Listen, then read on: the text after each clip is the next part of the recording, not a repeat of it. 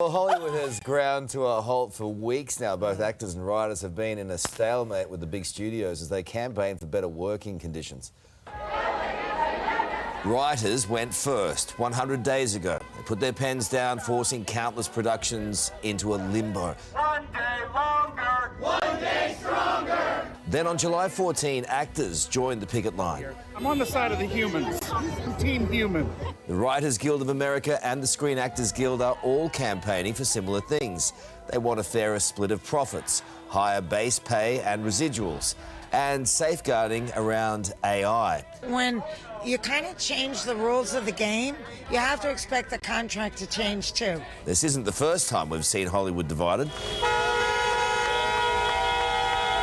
In 2007, writers went on strike for 99 days, the LA economy taking a $2 billion hit.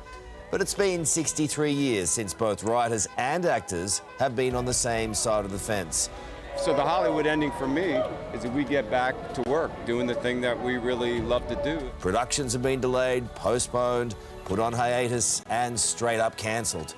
And with no end in sight to the historic action, Hollywood could now crumble. Well, Sam Rubin joins us live now from Hollywood. Sam, thanks for joining us this morning. I mean, it's been a month so far. How much longer can this go on for?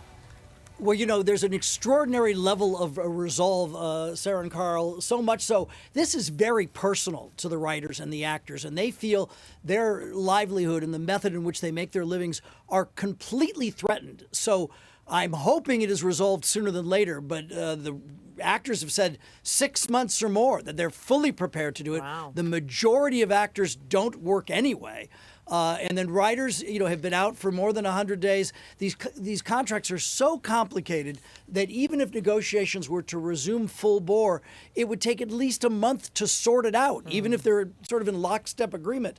It is complicated, and now at this point, which I think muddies it further, it's really, really personal. Fran Drescher, I think, put it best when she sort of said to these executives, you know, referencing the nanny, it made me rich, it made all of you rich, and now you're treating us like this?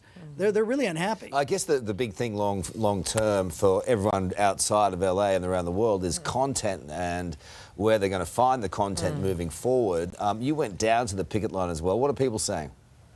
Well, again, this passion on the picket line, watch this conversation that we had just on Friday afternoon when you'd think these things would sort of peter out. It did not. This is in front of the Netflix building, just 2 or 3 blocks away from our 9 studios here in Hollywood. Look at this.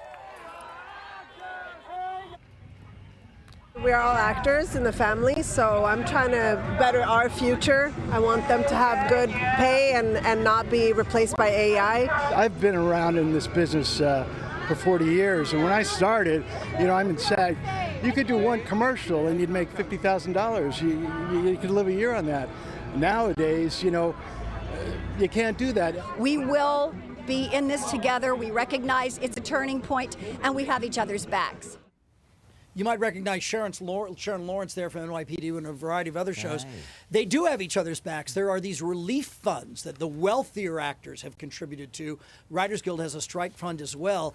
So, you know, somebody equated it to a prison sentence and suggested we can do 100 days standing on our heads. We will see. But at the same time, this has terrible implications for the overall local economy because of everyone you see on camera, you know, 10, 15, 20 people behind the camera supporting that performance. LA is kind of doing it tough anyway at the moment, isn't it? Is it having flow-on effects there? Yeah, there are a lot of effects. This is the summer of labor people are talking about, and maybe this turns out well for the writers and actors. Hotel workers here are out on strike. The city workers went out on strike for 1 day last week. So, and I think that they have won the sort of public relations war, sort of painting these executives as, you know, yacht-dwelling people who are, you know, terribly out of touch, and that may or may not be true. But one thing that really is different now is the people who run these studios and streaming services didn't grow up in Hollywood. They didn't start as a production assistant and made their way up. You know, they're MBAs from somewhere who came from some other company to run this company. So it feels like you have people in the widget business versus people who perform in the passion business. All right. Well surmised. Thank you so much, Sammy. See you soon. Well, Australia's love for all things. Hey there, Today fans. Sarah and What's my name again? Oh my goodness, Carl. Hey, thanks for watching our YouTube channel, though. Subscribe now for more news, special reports, and amazing Aussie stories. And Carl misbehaving, Whoa, of course. that never happens. Always happens. What's she talking about? Always happens.